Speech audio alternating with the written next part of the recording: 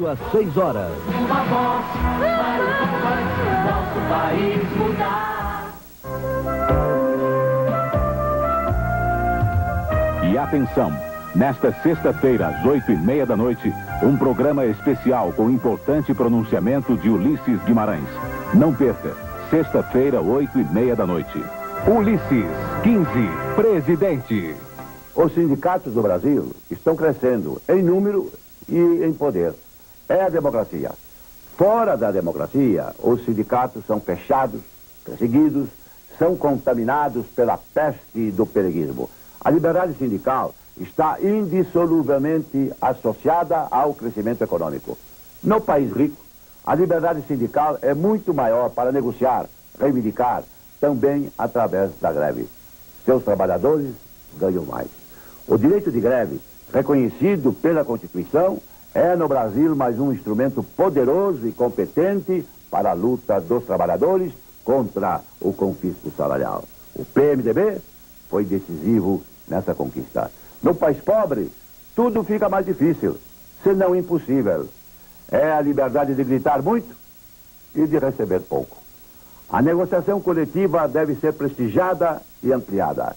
É a inteligente busca da conciliação. A negociação é o sindicalismo em ação. O Estado não deve se meter nisso, muito menos intervir em sindicatos, destituir diretores ou diretorias, práticas defundas da ditadura. Hoje, definitivamente proibidas pela Constituição. A atuação assistencialista dos sindicatos deve ser mantida. Mas a razão de ser dos sindicatos é a defesa dos trabalhadores, de seus salários, condições de trabalho e da proteção da saúde, hoje tão negligenciadas no Brasil. Este é o Museu da Fundacentro, uma entidade ligada à medicina do trabalho. Estas imagens fortes que lembram um circo dos horrores são um retrato da falta de condições de trabalho no Brasil. São máscaras que mostram as doenças mais comuns que se pode contrair no local de trabalho. Nos últimos 5 anos, a Previdência Social registrou 25 mil casos de doenças profissionais. A maioria dos casos atinge a pele do trabalhador. É o caso do acne clórico, que ataca os trabalhadores da indústria química e de conservação de madeira, ou de queimaduras como esta provocada pelo ácido sulfúrico. Os gases químicos não atacam só a pele. A inalação constante desses produtos chega a provocar a perfuração do septo nasal, doença muito comum nos trabalhadores da indústria de cromação. Os olhos também são vítimas da falta de condições de trabalho. Além da irritação provocada pelos produtos químicos, a exposição ao raio ultravioleta e excesso de claridade provocam a cegueira. Os produtos tóxicos não causam apenas danos externos. Eles penetram no organismo e agridem internamente. É o caso da silicose, que ataca os trabalhadores da indústria do vidro, cerâmica e construção civil. Ela é provocada pelos fragmentos da sílica que penetram no pulmão. É uma doença grave e irreversível, que causa insuficiência respiratória e tuberculose. O seu Genésio Pedro da Silva é uma das vítimas da silicose. Ele trabalhou 16 anos na indústria de cerâmica. Desde 87, seu Genésio está tentando se aposentar, pois não tem mais condições para trabalhar. Assim como se fosse uma falta de equilíbrio no corpo, né? E como se tivesse um motor desligado e está perdendo as forças. O Brasil é o campeão mundial de acidentes de trabalho. A cada ano, 500 mil dedos são perdidos na operação dos mais diversos tipos de máquinas e instrumentos. Segundo a Previdência Social, durante o ano passado, 4.700 trabalhadores morreram e 21 mil ficaram mutilados no exercício da profissão. Estes dados se referem apenas à mão de obra que tem carteira assinada, que corresponde a 36% do total. Na realidade, o número de acidentes de trabalho é bem maior e vem crescendo a cada ano. A construção civil é responsável por 40% dos casos de morte e invalidez. Na agricultura e na indústria, o quadro também é assustador. Existem as leis, existem os equipamentos de segurança, mas o trabalhador vive em constante risco. Nossa legislação é uma legislação bastante avançada, mas ela não é, assim, no seu todo, seguida. Nós ainda pagamos o adicional de insalubridade nas operações de risco, quando deveríamos estar prevenindo. O amparo às vítimas dos acidentes também está muito longe do ideal. Este rapaz perdeu a mão direita há 2 anos, operando uma prensa de 600 toneladas. Ele não consegue sobreviver com o benefício da Previdência e, mais difícil ainda, é obter uma nova colocação no mercado de trabalho. Fiz o teste com o instrutor de qualidade, o teste foi aprovado, incrível que pareça, foi aprovado, o teste não era muito difícil, mas foi aprovado. Aí quando eu tirei a mão, coloquei a mão no bolso, quando eu tirei a mão, que ele viu que eu não tinha mão, ele falou que não tinha mais as áreas de qualidade, sendo que a placa até hoje lá. Meu entendimento e minha ação como presidente da República serão prestigiar os sindicatos de forma categórica, todas as categorias profissionais, como instrumentos institucionais da ação convergente do trabalho e do capital para o desenvolvimento do país. Ulisses, presidente. A história contemporânea das lutas políticas do nosso povo é a história do PMDB. 2 compromissos fundamentais marcaram a nossa missão. Primeiro, a conquista das liberdades populares, a derrota da ditadura. Em seguida, a conquista das mudanças na situação econômica e social do país, para a luta contra a inflação, para a negociação soberana da dívida externa, para a organização democrática de uma vida melhor para toda a população. Os primeiros tempos foram, a rigor, tempos heróicos. Entre muitos acontecimentos, quero lembrar os episódios marcantes na luta dos trabalhadores do ABC paulista. A violência da ditadura contra a organização sindical que se levantava. Metralhadoras cercando operários. A sociedade civil mobilizada em apoio à cidadania dos trabalhadores. Pelo mundo político, altivos, imbatíveis, 2 grandes combatentes do PMDB, Ulisses Guimarães e Teotônio Vilela. Do lado de lá, no apoio e na conivência à repressão da brutalidade, o então governador de São Paulo, senhor Paulo Maluf. Também lá, como seu secretário de Estado, senhor Guilherme Atite. Ainda lá, preparando-se para ser prefeito biônico de Maceió, o jovem de juventude perdida, Fernando Collor de Mello. O futuro do país está sempre assentado na sua história. Que nunca mais nos faltem a honradez e a bravura na liderança da nação. Ulisses, presidente. É preciso desfazer a confusão. Nesta eleição, o que parece novo é velho. O que parece velho é novo. Ulisses, o velho timoneiro da anistia e das diretas, é o novo desta jornada. Enquanto o que parece novo é produto das oligarquias, do coronelismo, do curral eleitoral, do empreguismo, do tráfico de influência. Ulisses é o novo porque é limpo. Ulisses é o novo porque defende a capacitação e autonomia tecnológica do país. É o novo que emerge da Política Nacional de Informática. É o novo que surge descentralizando o país através da reforma tributária e a implantação dos SUDs. Ulisses é o novo pela defesa intransigente da educação e do meio ambiente na Constituinte. É o novo que apoiou, garantiu e defendeu o voto aos 16 anos. Ulisses é o novo que comandou os avanços sociais na nova Constituição. No dia 15 é dia do novo, é dia de 15, é dia de Ulisses, PMDB. Ulisses, presidente. O pesadelo totalitário do nazismo custou caro à Alemanha. Ao fim da Segunda Guerra Mundial, o país estava ocupado, dividido, arrasado. As cidades eram ruínas. Faltava comida, faltava tudo. Os anos do pós-guerra foram os mais difíceis para os alemães.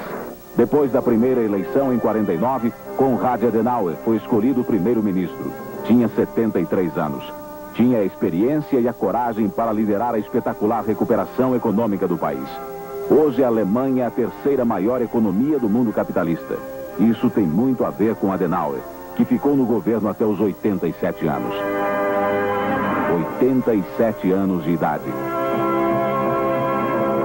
Em momentos difíceis, só a experiência resolve. Ulisses, presidente. Os trabalhadores estão com Ulisses Guimarães. Ontem à tarde, Ulisses foi a Guarulhos, uma importante cidade industrial da Grande São Paulo com mais de 1 milhão de habitantes. Mesmo sendo um dia de trabalho normal, Guarulhos parou para saudar o candidato do PMDB.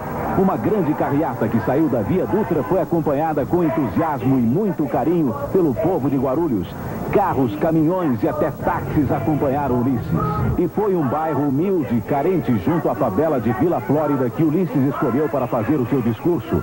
Lá, o prefeito de Guarulhos e o governador paulista, os dois do PMDB, construíram uma moderna creche. Ulisses se emocionou ao ver as crianças e recordou uma história que ele ouviu nesta semana nas suas andanças de campanha pelo interior de São Paulo. Ontem, com festa no interior, um amigo nosso me disse uma coisa muito interessante. Ele conversava com um padre jovem. Aí o padre dizia: "Você vai votar em quem?" Ele: "Eu vou votar no Ulisses Guimarães." Mas o Ulisses Guimarães é velho. Ele diz: "Para ser novo, como você, é para ficar numa cidade pequena, do interior, numa vila, num arrabalde. Mas para ser papa, mandar em todos os padres, tem que ser velho. E o presidente da República é o papa cívico, é o papa administrativo, o papa governamental. Precisa ser experiente, precisa ter experiência." Amanhã, comício e carreata às 9 da noite em Novo Hamburgo. E atenção, nesta sexta-feira, às 8h30 da noite, um programa especial com importante pronunciamento de Ulisses Guimarães. Não perca, sexta-feira, 8h30 da noite. Ulisses, 15, presidente. Depois de uma luta de 3 anos na justiça, nosso partido conseguiu interditar a perigosa usina nuclear de Angra dos Reis. A luta contra o nuclear continua.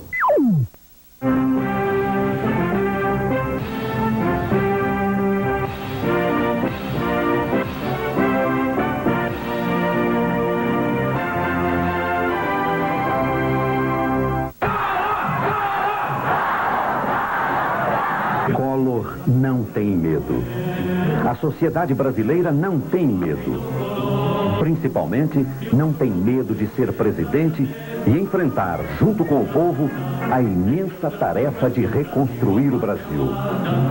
A sociedade brasileira não tem medo e sabe o que quer. O que a sociedade brasileira não quer é ver em seus lares a imagem de homens que se propõem a governar o Brasil em um espetáculo de lastimável desrespeito ao eleitor e à democracia. O senhor também disse. Não seja covarde. Nunca fui covarde, o senhor me respeita. Não se respeita. O senhor me respeita. Respeita, tá bom? O senhor não fale aqui que eu estava enganado. Tá, o senhor me trata sério. O senhor está pensando aqui. Não lhe dou a parte. Não pode dar a parte. Não lhe dou a parte porque ele é anti-ocidental. Não lhe dou a parte. Não lhe dou a parte. O filhote da ditadura. Não, senhor. Não lhe dou a parte. O senhor tenha respeito. Filhote da ditadura. Desequilibrado. Não tem coragem de defender a ditadura. Não tem coragem de defender seu chefe. Os outros são todos iguais. O povo brasileiro está mostrando nas ruas que já escolheu seu candidato. Chegou a hora de acabarmos Marajá. Vamos botar tudo de novo no lugar. Aqui, lá e aqui. No dia 15, o Brasil vai colorir. Quem vai dar cola? Goiás fez uma festa para receber Collor. Em Rio Verde, a carreata arrastou uma multidão. Em Itumbiara, à noite, milhares de pessoas saíram às ruas para dar o seu apoio a Collor. Falando para mais de 20 mil pessoas, Collor lembrou seu compromisso com as crianças. Não haverá mais como nós permitirmos que criancinhas fiquem abandonadas perambulando pelas ruas da grande cidade. Essas criancinhas que não por culpa dos pais estão abandonadas, elas não mais será permitido que fiquem como estão. A elas será dado o direito de creche, de escola pré-escolar e, sobretudo, em condições para desenvolver as suas atividades. No governo Collor vai ser assim. A educação é prioridade. Serão mais 9 bilhões de dólares para a construção de creches e escolas para as crianças de 0 a 7 anos. O ensino profissionalizante vai ser incentivado para garantir a capacidade de desenvolvimento do país. Os 18 milhões de deficientes mentais e físicos serão respeitados com pleno e total acesso à educação. Um compromisso do governo Collor. Collor esteve no Belenzinho, em São Paulo, para levar sua saudação à comunidade evangélica. No Templo da Assembleia de Deus, recebeu o apoio e as bênçãos que são um incentivo a mais nesta caminhada para a presidência. Acredito que a grande tarefa que todos nós devamos ter a iniciativa de começar, sem dúvida nenhuma, é a reconstrução moral. E a crise moral, ela não se combate com palavras somente. Ela é combatida e se oferece combate à crise moral, sobretudo com exemplos. E com bons exemplos. Mas se for a vontade de Deus, se este for o propósito de Deus, Vossa Excelência será presidente deste país e a mão de Deus estará sobre o seu governo. Vamos dar uma saudação ao nosso visitante? Todos digam com alegria, amém. Atenção, Minas Gerais. Amanhã, Collor em Ipatinga, Coronel Fabriciano e Timóteo. À tarde, em Conselheiro Lafayette, Congonhas do Campo, Cristiano Ottoni, Carandaí e Ressaquinha. Às 8 da noite, grande comício em Barbacena. Neste sábado, pela manhã, Collor em Varginha e Alfenas. À tarde, em Cambuquira, Três Corações, São Lourenço e Pouso Alegre. E à noite, um grande comício em Montes Claros. Aqui começa o programa Afife Presidente.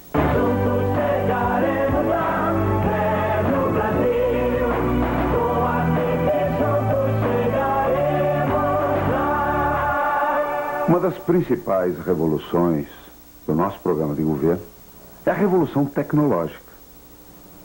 Gente, tecnologia não se faz fechando o país para a tecnologia externa e nem tampouco criando cartorinho para a empresa nacional escondida atrás da famosa reserva de mercado. Tecnologia a gente consegue investindo em gente. Investindo nas cabeças. Enquanto nós fechamos o país e partimos para essa política de proteção de determinados grupos dos amigos dos homens, o talento brasileiro está indo lá para fora. Vocês não pensem que é só o Romário e o Careca que saíram do Brasil como talentos, não. Na área científica, na área de talentos, na área empresarial, principalmente na nossa juventude, todo santo dia nós perdemos o que há de melhor. Nós estamos perdendo a importância ou o importante da tecnologia, que é gente. E nós vamos ter que voltar a investir em gente. Por isso, o Conselho Nacional de Pesquisa Tecnológica vai ficar subordinado diretamente ao presidente da República, como toda a área de tecnologia. Nós vamos ter que investir maciçamente em pesquisa e investir na formação de cérebros. E vamos ter que trazer para o Brasil a peso de ouro os melhores talentos que nós perdemos e vamos buscar lá fora todas as melhores cabeças que nós encontrarmos para, junto com as melhores cabeças aqui do Brasil, nos institutos de pesquisa, nas universidades e no incentivo às empresas para que invistam na pesquisa tecnológica, para nós recuperarmos o atraso e termos uma convivência internacional na autêntica revolução tecnológica que o mundo está mergulhado. Chega de subdesenvolvimento intelectual. O Brasil vai dar uma arrancada. Chega de fechar o Brasil. Nós temos que abrir o Brasil e arejar as nossas cabeças. E eu conto com o apoio de todo o corpo científico do nosso país para esta empreitada, pois eu tenho uma certeza que juntos chegaremos lá. Hoje eu vou levar minha mensagem a você, criança brasileira. Você sabia que todo dia, para mim, é o dia da criança? Porque nós não fazemos outra coisa senão pensar em você. Pensar no seu futuro, pensar na sua educação, pensar na sua alimentação. Esse é o nosso programa de governo. E por onde eu tenho passado por todo o Brasil, eu tenho visto que você, criança, é a alegria da minha campanha. Quando eu olho um rostinho sincero, um rostinho amigo, olho da cabeça aos pés. Pode estar com o pé calçado ou com o pé descalço. O rosto mais cheinho ou o rosto mais magrinho. Mas o sorriso é o mesmo. E o olhar é penetrante. É um olhar que transmite esperança, confiança. Vocês dão a energia para que o nosso projeto dê certo. Eu quero dizer a vocês que se Deus me der a aventura de ser o presidente da República do Brasil, eu quero subir a rampa do Planalto, cercado só de crianças, porque vocês significam a nossa alegria e a esperança de uma grande nação. Juntos chegaremos lá. Juntos chegaremos lá. Os engomadinhos já falaram. Agora vai falar o encardido. Fala, Afonso. No nosso programa de hoje, eu vou no início dar a você algumas informações da nossa campanha, que é a nossa campanha. Depois vou receber no Palanque do Povo um grupo de jovens que está defendendo o meio ambiente aqui em Brasília.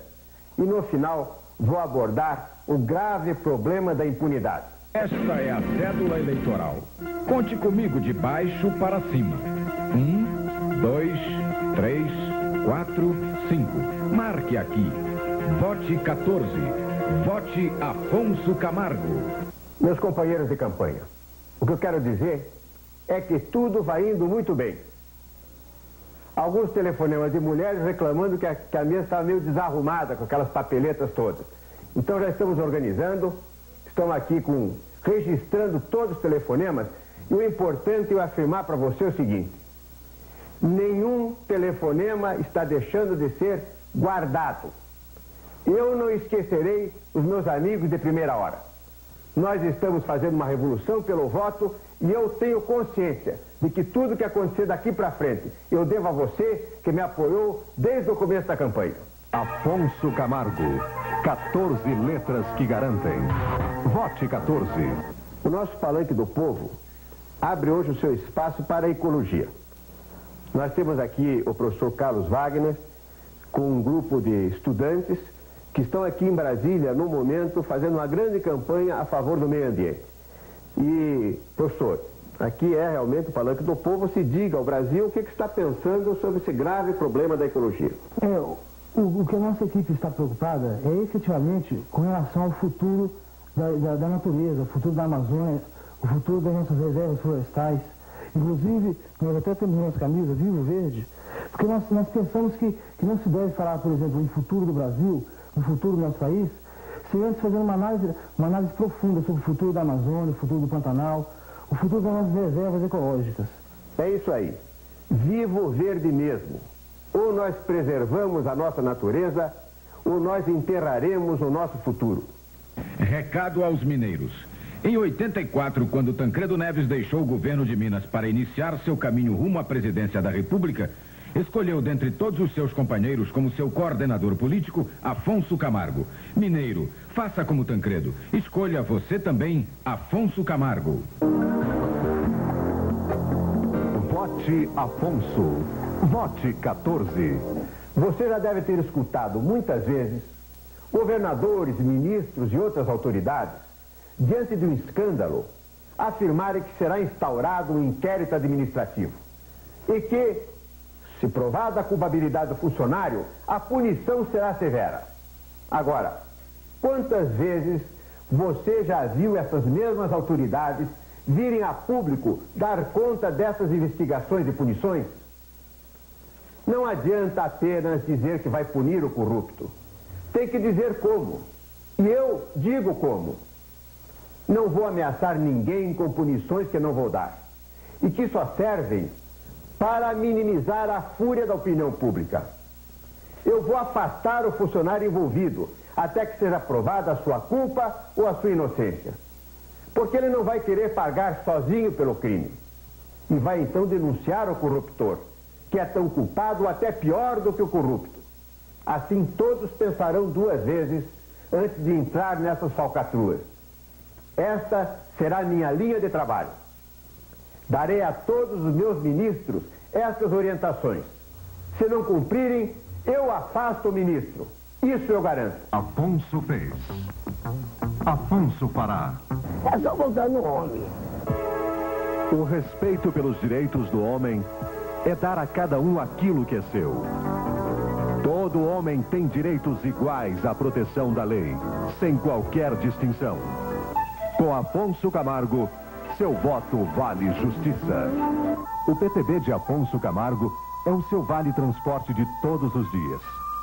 É o PTB de Afonso Camargo que vai lhe garantir, trabalhador brasileiro, o vale almoço obrigatório, para que não lhe seja mais negado o sagrado direito ao alimento. Esta é a cédula eleitoral. Conte comigo de baixo para cima. 1, 2, 3, 4, 5. Marque aqui. Vote 14. Vote Afonso Camargo.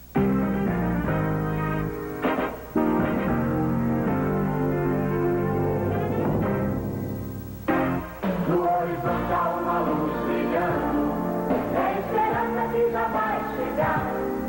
Há tanto tempo estamos esperando, está na hora do Brasil mudar. Compadre, eu tive um sonho tão bonito essa noite. Compadre. Que sonho que foi? Eu sonhei que eu estava em Brasília, que estava aquela beleza, toda a rampa coberta com queijo de Minas, uma orquestra sinfônica tocando e todo mundo comendo tutua mineira com uma pitadinha de uma cachaçinha de alambique. Compadre, o que será que quer dizer esse sonho, compadre? Ah, que isso, compadre? Você tá fingindo que não sabe?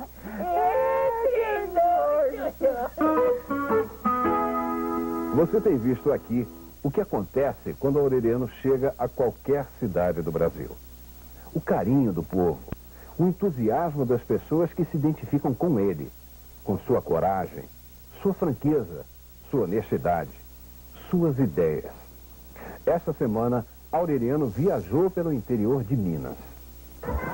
Um simples passeio na rua faz parar a cidade e parar com alegria os eleitores.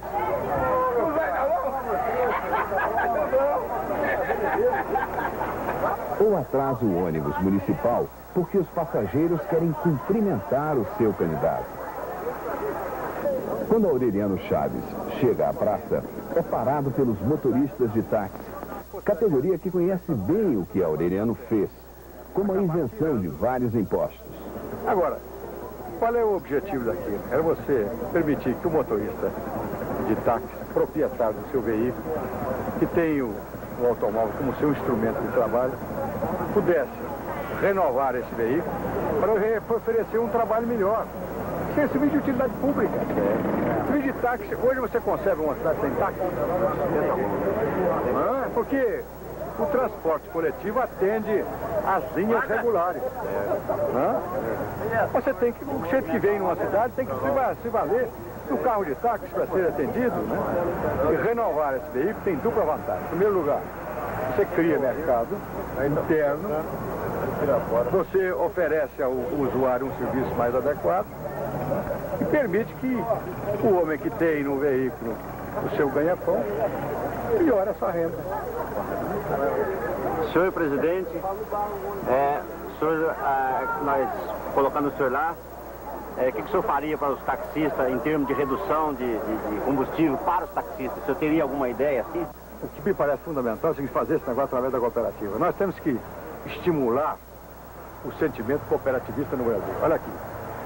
Cooperativa de consumo, cooperativa de produção, cooperativa de habitação, cooperativa de táxi, cooperativa de caminhoneiros. Para você criar a consciência de que, através do sistema cooperativista, você faz o pequeno ficar grande. Faz o pequeno ficar grande. Nós temos que proteger o pequeno, mas tem uma proteção inteligente, através da associação de um grande número de pequenos, para você poder, primeiro, comprar as coisas em melhores condições. Os pequenos empresários no Brasil, pequenos comerciantes, pequenos industriais, né?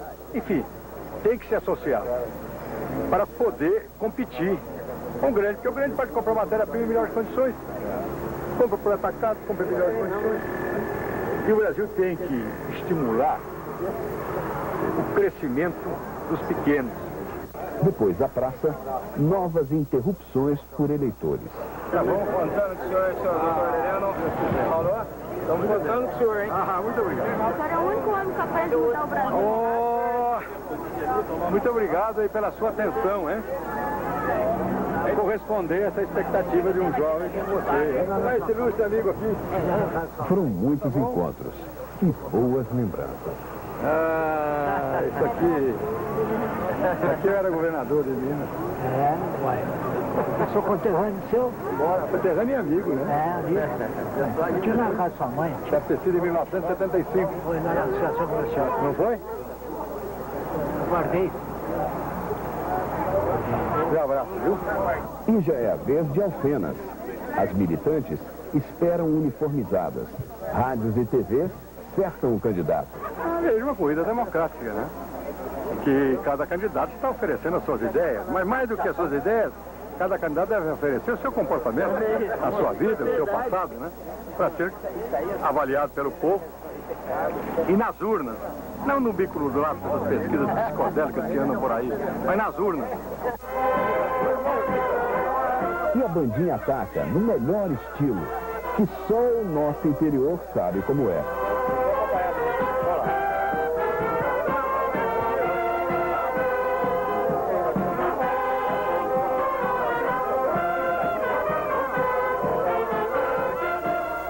O pessoal se reúne mais uma vez para ouvir a Aureliano Chaves. Metade das pessoas pesquisadas ainda não definiu sequer a sua intenção de voto.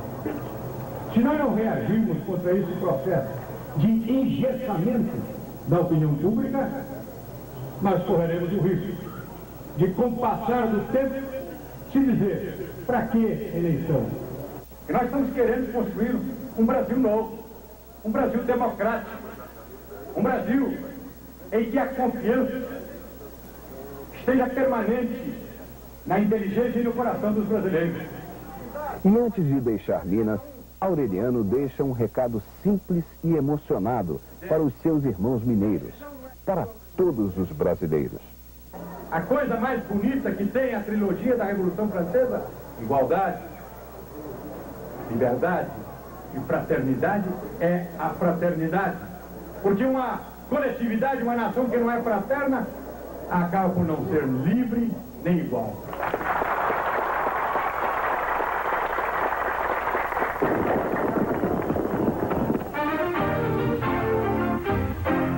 No horizonte há uma luz brilhando, é a esperança que já vai chegar. Há tanto tempo estamos esperando, está na hora do Brasil mudar. Dignidade e austeridade, é disso que o Brasil vai precisar. Por isso vamos em Aureliano o povo vai votar. A sua vida é um livro aberto, é o homem certo que faz o pedir. Aureliano é muito verdadeiro, e o brasileiro vai ser mais feliz.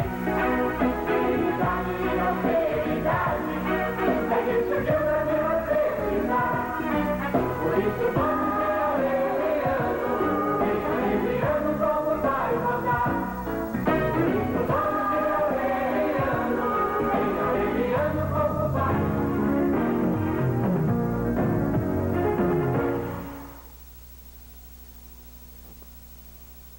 Não basta que exista imprensa livre para que a sociedade seja livre. Uma sociedade livre deve ter todos os seus cidadãos alimentados e não metade da população passando fome. Deve ter todos os seus filhos na escola e não milhões de crianças famintas nas ruas. Meu nome é Enéas.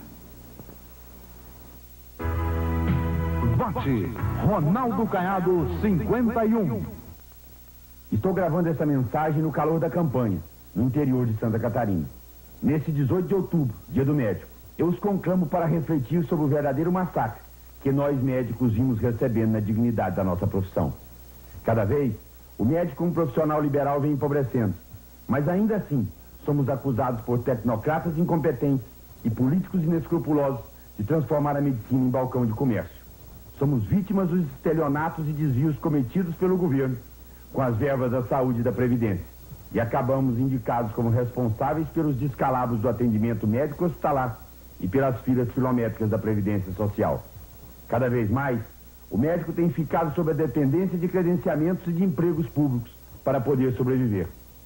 Ainda assim, não somos chamados a debater e definir a política de saúde e de previdência do país. Veja, colega, a grande maioria da população não sabe que quando um médico atende um paciente pela Previdência, ele recebe 16 cruzados de 11 centavos. Vou repetir, 16 cruzados de 11 centavos. Sempre com atraso de mais ou menos 60 dias e sem reajuste. Isso numa economia onde a inflação já é superior a 30% ao mês. Ou seja, para darmos atendimento médico qualificado a alguém, o governo nos paga menos do que um barbeiro cobra por um corte de cabelo, e recebendo à vista. Não é que o barbeiro esteja ganhando muito, mas o médico que não está recebendo o que merece. Em meu governo, quero dar prioridade ao setor de saúde e previdência, o que significa privilegiar o paciente e o profissional encarregado de assisti-lo, terminando de vez com o credenciamento médico, a fim de que cada pessoa tenha o sagrado direito de escolher livremente o médico que quiser para atendê-la. Agora, isso não desonera a categoria médica de consolidar sua consciência de classe e buscar readquirir expressão junto à sociedade e representação política. Dependendo do que sejamos capazes de construir juntos, poderemos ter a esperança real de que no Dia do Médico, no próximo ano, possamos comemorar com a categoria restaurada em sua dignidade plena. Colega, conto com você para levar adiante nossa luta. Vote Ronaldo Caiado 51. Até quando o povo brasileiro vai ter o governo que não merece, enquanto for governado por políticos profissionais? Para presidente, PG, 100 anos em 5. PMN. 15 dias antes da morte de Juscelino Kubitschek, circulou a notícia do seu falecimento num desastre ocorrido na estrada Rio-São Paulo. Dias depois, de fato, aquilo que havia sido previsto se concretizou. Juscelino foi vítima, provavelmente, de uma cilada que o atraiu a um encontro com elementos ligados a um esquema, provavelmente, da CIA. Juscelino desapareceu pouco tempo depois de uma revista suíça ter denunciado o fato de que o Cone Sul havia tido um entendimento para eliminar os seus grandes líderes, que foi o caso, por exemplo, de Letelier, morto em Washington. A morte de Juscelino representou um grande prejuízo para o futuro do Brasil, porque se Juscelino tivesse voltado em 1965, hoje o Brasil seria um dos maiores e dos mais ricos países do mundo. Mas como disse o subsecretário para Assuntos da América do Sul, Sr. Brook, os Estados Unidos nunca concordariam com o aparecimento de um novo Japão no hemisfério sul. Quando o Sr. Carlos Lacerda daqui partiu para criar a Frente Ampla, ele procurou Juscelino em Lisboa, conseguiu o apoio de Juscelino. Voou para o Uruguai para buscar o apoio de João Goulart, conseguiu. Voltando ao Brasil, dentro de 6 meses, os 3 líderes estavam mortos. Juscelino, num desastre de automóvel, preparado de acordo com o velho figurino da CIA. Lacerda, depois de comer um canapé no lançamento do livro Luzardo, o Último Caudilho, e João Goulart, segundo as informações, teria sido vítima também de um envenenamento. Aliás, o seu advogado no Uruguai pediu autorização para a exumação do cadáver para comprovar esse envenenamento.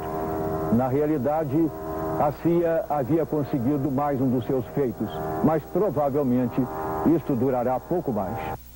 Este é o horário do PMB, Partido Municipalista Brasileiro. E ele não para de prometer. é o Zé Promessa. Quando eu for presidente, vou instituir o Vale Sorvete e o Vale Chocolate para todo mundo comer sobremesa. Acorda, Brasil! Meu amigo e minha amiga que está aí em casa ou no trabalho, gostaria que você prestasse muita atenção nesse programa do PMB. Acho que é um dos mais importantes dessa minha campanha.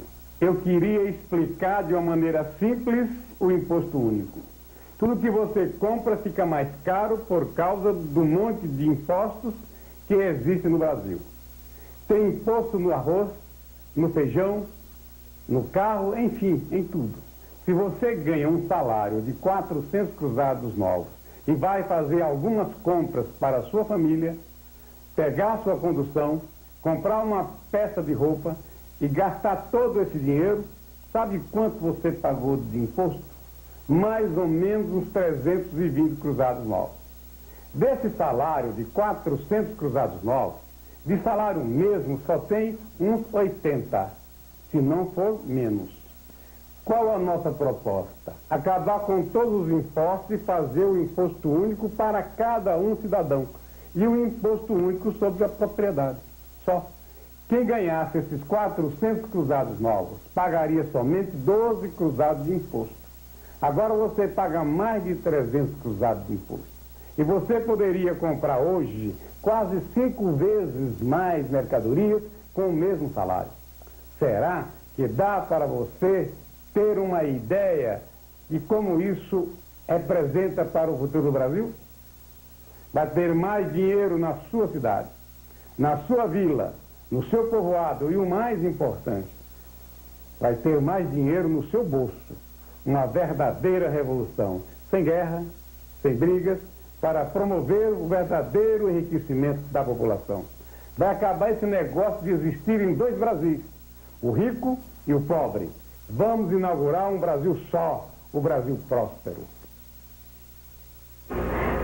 Hoje em dia, a dona de casa faz milagre para ter um mínimo de alimento na panela, pois tudo que nós temos é exportado para fora.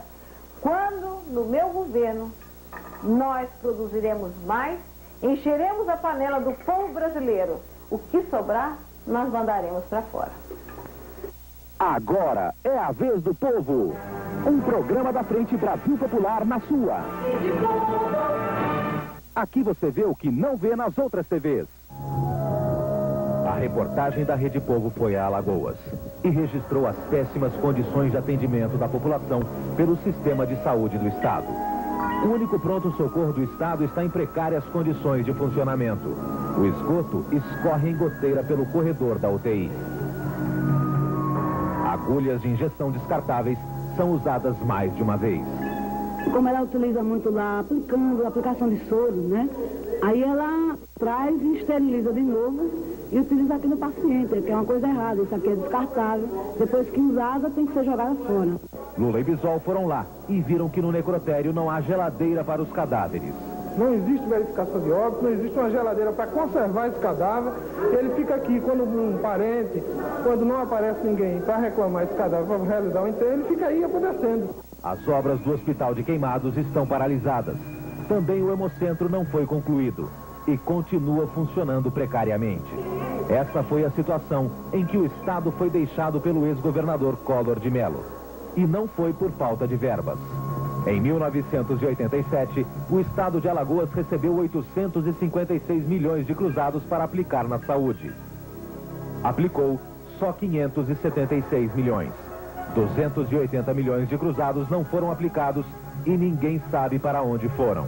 Em 1988, Alagoas recebeu 7 bilhões e meio de cruzados para a saúde. 104 milhões não foram aplicados e o governador Collor de Mello não explica para onde foram. Em 1989, até agosto, Alagoas recebeu mais de 30 milhões de cruzados novos para a saúde e não se sabe onde foram aplicados. Essa é mais uma das obras do sul de Alagoas, no rol de 14 obras que não foram concluídas na administração do então governador Fernando Collor de Mello, candidato a presidente da República pelo PRM. Agora, existem também denúncias de desvio de verba dos SUDES. Como são essas denúncias? No setor saúde, especificamente, essas 14 obras não concluídas, pagas adiantadas e não concluídas pelo CRVA, o Serviço de Engenharia do Estado, equivale hoje a 15 milhões de cruzados novos. A Comissão de Finanças da Assembleia Legislativa encontrou tantas irregularidades nas contas de Collor que recomendou que o plenário as rejeite. A Assembleia Legislativa não poderia, nesse instante, principalmente pela análise acurada que realizou em relação à matéria, sugerir a sua aprovação. Tudo isso e muito mais na tela quente da sua. Rede Povo apresenta mais um campeão de audiência. Filhos Ingratos. Caso Verdade em um capítulo. Este é filho deste. Este é pai deste. E todos são filhos deste. Tadinhos, por mais que eles não queiram, são tão parecidos com o pai. –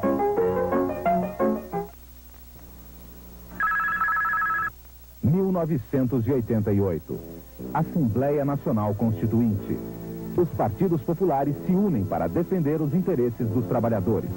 Conquistam o direito de greve, jornada de 44 horas e outros avanços. No plenário, lutando por tudo isso, olha só quem estava lá.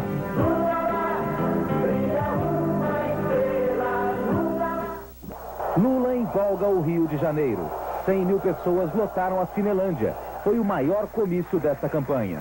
Num clima que lembrava a campanha das diretas já, a multidão entusiasmada participou intensamente. No dia 17 de outubro de 1989, mais de 100 mil pessoas levantaram a voz e gritaram: liberdade, liberdade, abre as asas sobre nós e nós vamos ganhar as eleições dia 15 de novembro no Brasil e no estado do Rio de Janeiro. Lula no Rio Grande do Sul, sexta-feira, comício em Pelotas, às 7 da noite. Você acabou de assistir mais um programa da Frente Brasil Popular. O presidenciável Antônio Pedreira colocou a candidatura dele em debate no 5º Encontro Nacional da Consciência Negra, realizado em Muriaé, no estado de Minas Gerais. O tema forte do encontro foi o negro e a sucessão presidencial. O presidenciável Pedreira foi recebido pelo prefeito de Muriaé, Cristiano Canedo, e por diversos delegados que representavam o país. Dos 22 candidatos à presidência da República, apenas um, o candidato Antônio Pedreira, do PPB, participou ativamente do conclave. Hoje,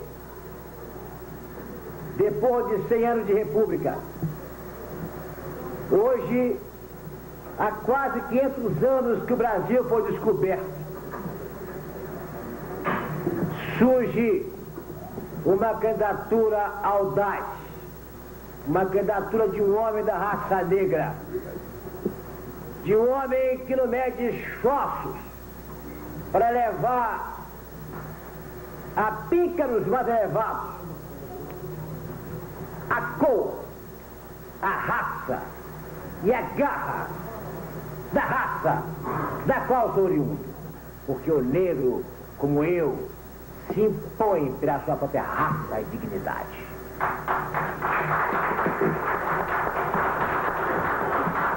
O papel histórico que o negro tem neste país, senhores,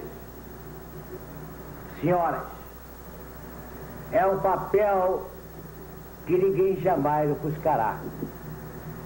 Porque o negro sabe o seu papel. O negro conhece o seu status.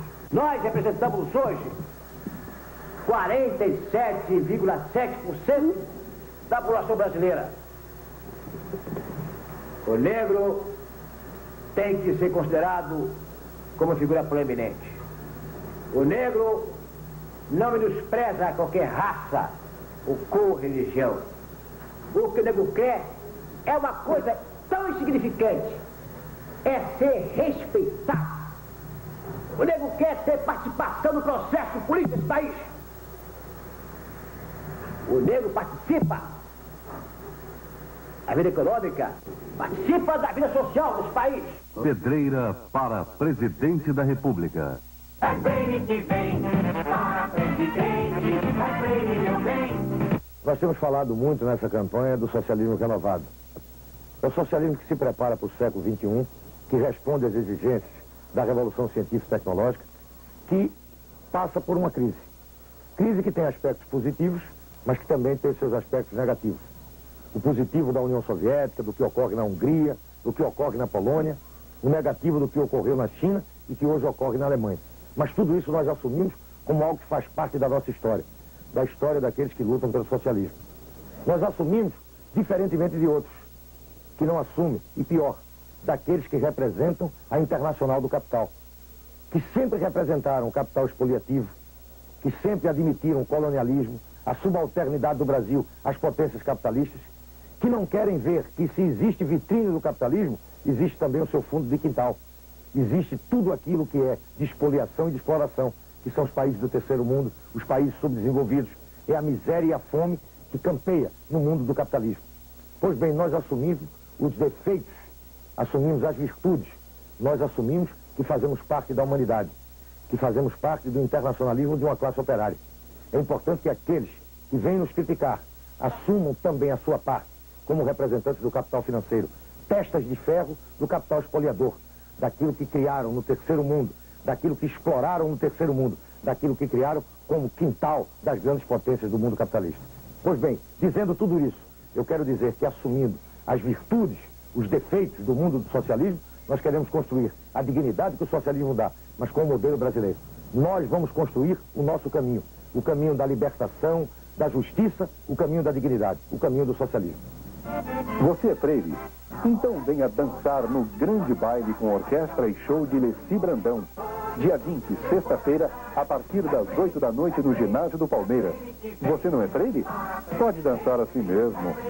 Ô companheiro, você que está louco para saber onde é que tem material de campanha, onde é que tem publicidade do Roberto Freire para presidente da República, faz o seguinte, corre até a banca mais próxima da sua casa e compra uma edição do jornal A Voz da Unidade.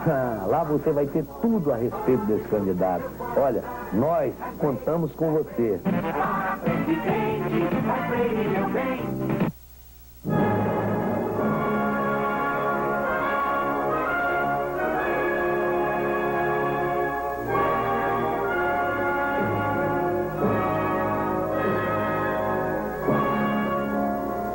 Prévia na sede da Rede Globo, no Rio. Brizola, 63%. Maioria absoluta nos funcionários da Globo. É isso. Quem conhece o Brizola, vota no Brizola. Eu sou Neuza Brizola.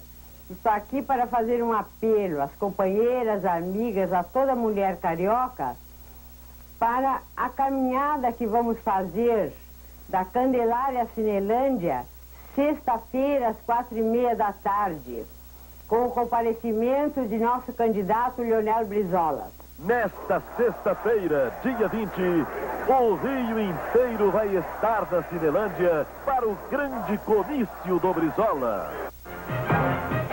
O povo brasileiro, a opinião pública do país está aguardando a Rede Globo. A Rede Globo terá que realizar um debate. Nós, aliás, estendemos esse chamamento a todas as demais emissoras, para que sigam o exemplo da Bandeirante. Por que não realizam um debate em cadeia? Através dessa experiência que adquirimos, poderemos ter um debate muito eficaz. Agora, quero mais uma vez deplorar a ausência desse candidato que as pesquisas colocam lá em cima. Ele, como nenhum outro, tinha o dever de estar aqui, porque ele está sendo o candidato mais questionado. Como é que este país pode encarar uma situação como essa? sem que esse candidato tenha coragem de vir aqui dar explicações ao povo brasileiro que o dever de estar aqui foge porque ele sabe que deve, sabe porque não pode se explicar. Exatamente por isso foge. Brizola, o candidato da esperança.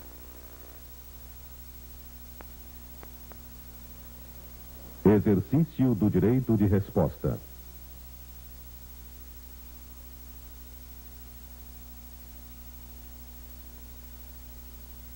Na última terça-feira, o senhor César Maia, em nome do PDT, levantou dúvidas quanto à lisura dos números do Ibope. Suas declarações restringiram-se a eventuais números de outras pesquisas e interpretações diferentes, sem citar fontes nem oferecer argumentos. Acusou levianamente o Ibope de mentir e duvidou da metodologia utilizada pelo maior, mais antigo e mais acreditado Instituto de Pesquisa do Brasil. Seu partido foi punido por isso, tendo que ceder seu tempo à resposta do Ibope. Pessoalmente, o deputado será processado criminalmente, como seria de se esperar por parte de uma instituição com 1.400 funcionários, cujo sucesso se deve à credibilidade alcançada em meio século de existência.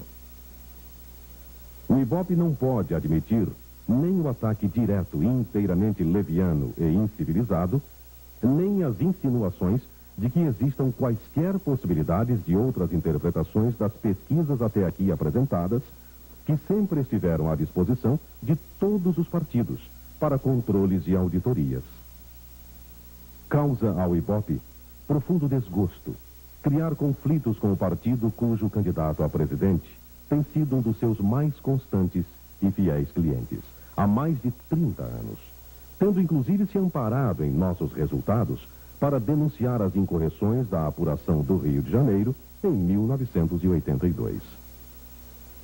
Mas é preferível tomarmos essa atitude a permitir a manobra obscurantista, a cortina de fumaça que se pretende formar em torno dos índices que por ora são desfavoráveis ao PDT.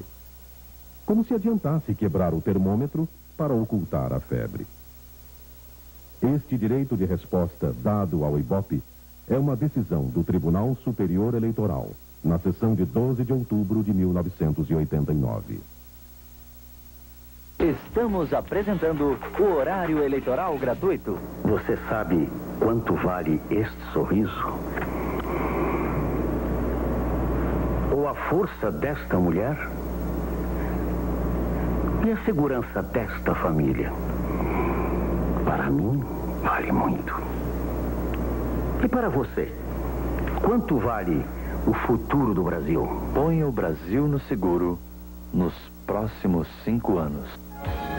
O volume de carros nas ruas e avenidas das grandes cidades aumenta todos os dias.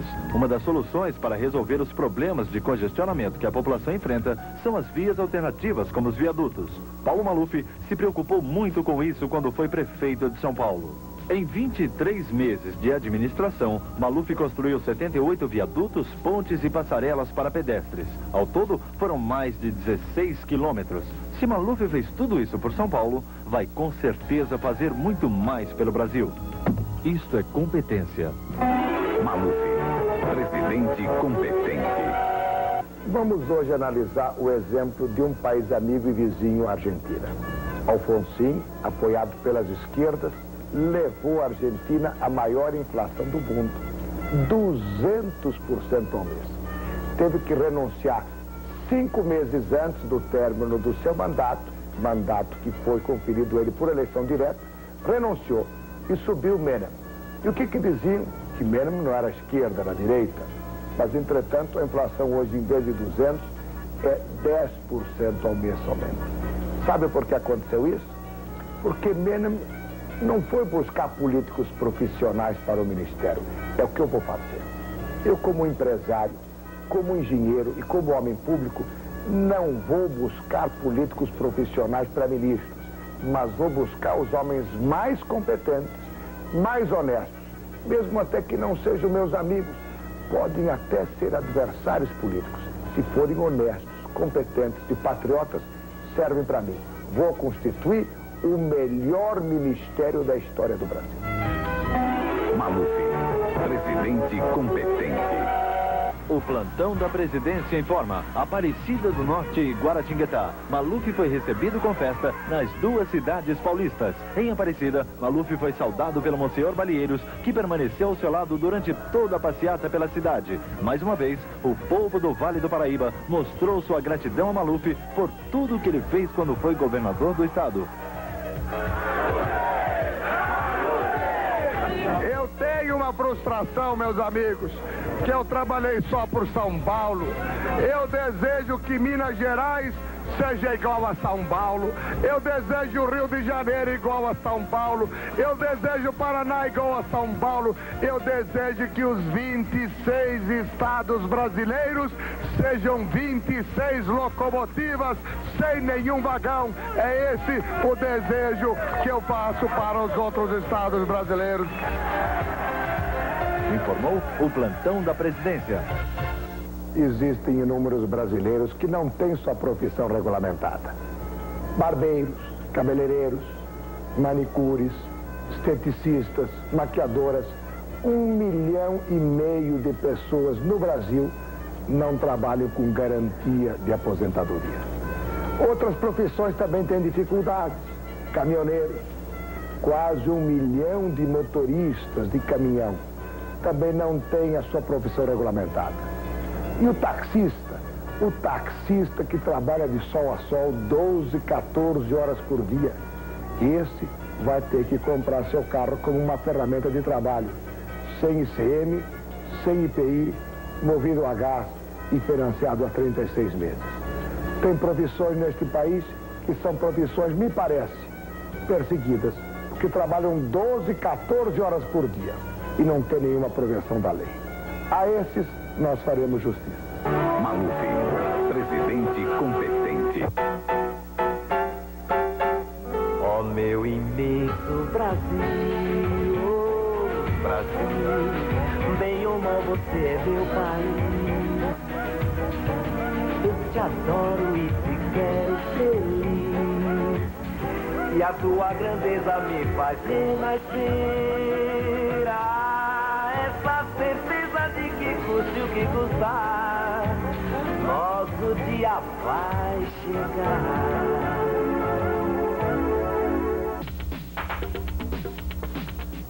A Cici, quem cospe no prato que come no Brasil tem nome.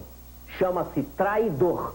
Você não tem moral para chamar nenhum partido de partido de aluguel. E não esqueça, eu de matar, presidente 55.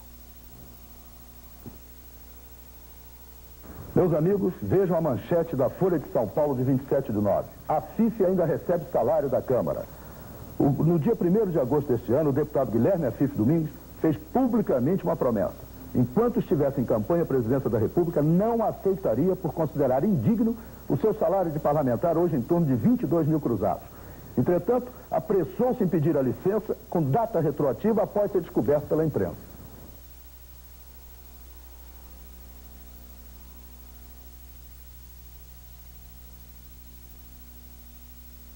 Crote, o novo chocolate com amendoim da Lacta informa. A seguir, Jô Soares, 11h30.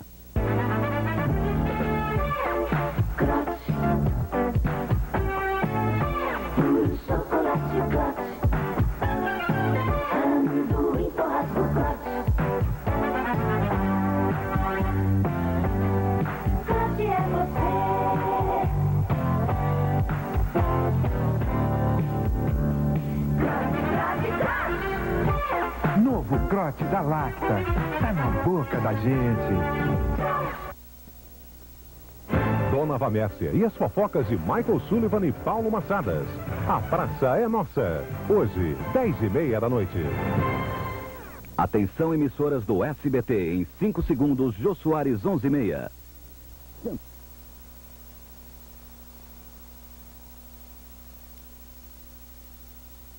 Pronunciamento à nação do candidato à presidência da República, Ulisses Guimarães. Sou homem, logo sujeito a erro. Por desinformação ou má-fé, podem errar contra mim. Erro injusto que não aceito e repudio. Por isso falo a milhões de brasileiros. Falo para desfazer versões ou deslavadas mentiras. O homem público deve a verdade a seu país. A verdade doa quem doer, inclusive a si próprio. Serei mais uma vez em minha vida fiel a esse mandamento. Fui eleito em 4 de março de 1985 e reeleito em 2 de fevereiro de 1987, presidente da Câmara dos Deputados. Fui eleito presidente. Não fui nomeado presidente biônico. Nenhum cargo biônico envergonha minha biografia. Outros candidatos à presidência da República estão ferreteados por essa tatuagem autoritária. São cúmplices da ditadura, que, entre outros crimes, usurpou votos do povo. Quem negou votos ao povo não tem autoridade para pedir votos ao povo ou merecer votos do povo. Confirme quem o quiser no Congresso Nacional quem votou a favor ou votou contra as diretas já. Pela Constituição, o presidente da Câmara dos Deputados tem o dever suplementar de substituir o presidente da República. Cumprir esse dever constitucional. Substituir o presidente da República por 3 dias em média. Como poderia, em tão curto período, fazer modificações profundas? Não podia e não devia. Seria uma leviandade. Tem o defeito, sim, mas esse não, o da leviandade. Meditemos sobre um exemplo singelo. Seu vizinho lhe confia seu filho por 3 ou 4 dias. Você muda os remédios, troca de médico, substitui a babá, escolhe outra escola. Esclareço a seguir as relações do governo com o PMDB, consequentemente comigo como seu presidente nacional. Tancredo Neves ouviu o PMDB e a mim para amplas e demoradas consultas a fim de formar o seu ministério. Teve, assim, plena e explícita aprovação do PMDB. Esse ministério foi confirmado pelo presidente José Sarney ao suceder Tancredo Neves, cuja morte abalou a nação. Em março de 1986, foi quase totalmente reformado pelo presidente esse ministério.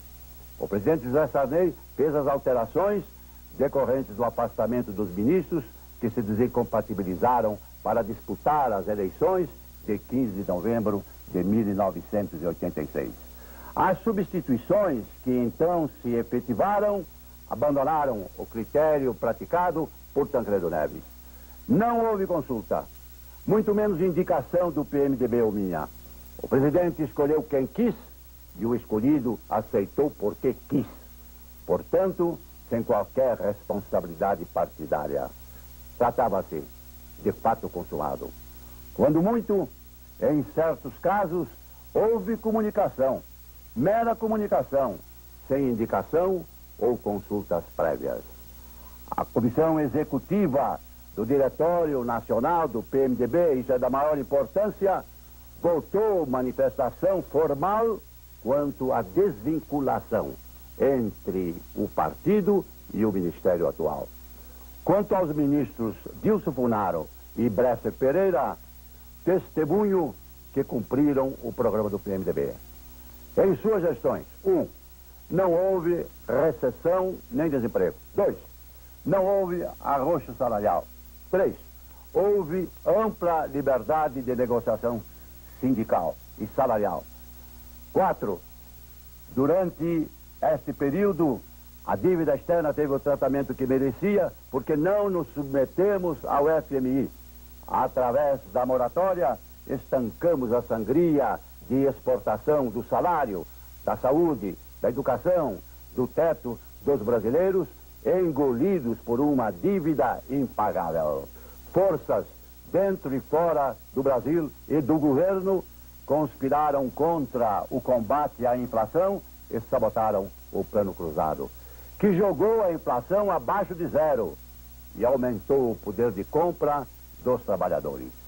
O ministro Dilson Funaro entregou ao presidente da República um projeto de lei que punia os crimes contra a economia popular e este projeto foi engavetado. As propostas de continuidade e correção de rumos do Plano Cruzado, feitas em Carajás, no final de maio de 1986, não foram consideradas pelo governo. As testemunhas estão aí. Reiterei em várias oportunidades os compromissos do PMDB perante o governo. Em 28 de agosto de 1986, no auditório Petrônio Portela do Senado, na presença do próprio presidente da República, advertimos: o PMDB tem muito a fazer e muito a defender. Tem compromissos a cumprir, que se resumem em uma palavra: mudança. O objetivo moral e político do desenvolvimento é acabar com a miséria. E aditava: se o PMDB tem que avançar, tem também que se defender. Defender os governos para que não voltem a ser emporcalhados pela corrupção. Defendê-los para que não sejam assaltados pela direita reacionária e fascista. Defendê-los para que não sejam guichês exclusivamente arrecadadores do capital estrangeiro. Defendê-los para que não se tornem cúmplices da inflação, da recessão, lacaios do FMI e sócios da especulação. Poderia resumir tudo o que comprovo neste pronunciamento com a seguinte passagem do referido discurso de 1986.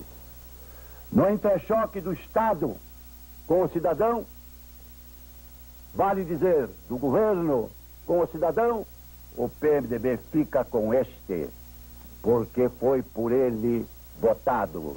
E a agressão do homem é atentado aos fundamentos morais, cristãos e ideológicos do PMDB. O homem é a ideologia do PMDB. Havendo o governo acusado que a Constituição era responsável pela ingovernabilidade do país, a 27 de julho de 1988, dirigi-me à nação com esta definição categórica, aplaudida de pé pelos constituintes como seu presidente. A Constituição será a guardião da governabilidade. A governabilidade está no social. A fome, a miséria, a ignorância, a doença inassistida são ingovernáveis. Governabilidade é abjurar o quanto antes uma carta constitucional outorgada e amaldiçoada pela democracia e jurar uma Constituição fruto da democracia e da parceria social. A injustiça social é a negação e a condenação do governo. Estou convicto de que disse o suficiente para registrar irremediáveis divergências entre o PMDB e o governo. Nada tenho de pessoal contra o presidente da República. Nossos desencontros são conceituais e quanto à prática do poder. Acusam-me irresponsavelmente pelo poder que alegam que tive e não exerci. Respondo que sou responsável pelo poder que tive e exerci como coordenador da Câmara dos Deputados nos 6 anos que fui seu presidente. Exerço há 18 anos a presidência nacional do PMDB. Se quiserem, critique o exercício desse poder, porque efetivamente o tive e tenho. Exerci o excelso poder de presidente da Assembleia Nacional Constituinte. Repetiria tudo o que fiz, não obstante as críticas ferozes dos radicais da direita, dos especuladores flagrados para serem punidos, dos inimigos das mudanças, porque as mudanças são inimigas de seus privilégios. Tramaram sordidamente zerar a Constituição. Reagimos acelerando nossos trabalhos, pois convoquei, inclusive, sessões aos sábados, domingos e feriados. A Constituinte foi a barricada da conspiração social pelas mudanças. Fui um dos conspiradores. Orgulho-me de nela ter sido líder da derrubada dos privilégios, dos especuladores, dos desperdiçadores, dos parasitas do Estado. Quanto ao governo, porém, não tive ou tenho poder. No sistema presidencialista, o poder é da competência exclusiva do presidente da República. O poder busco eu, como peregrino da mudança social, nas minhas intermináveis caminhadas pelo Brasil afora. Não busco a rampa, não busco a faixa, não busco o retrato esparramado pelo país. Busco o poder, busco a presidência da República, para, como humilde, mas destemido servo de Deus, ser obreiro da paz entre os homens, de esperança para os desesperados, de mudança sincera para que os criadores da riqueza deste país sejam igualmente seus consumidores. Ulisses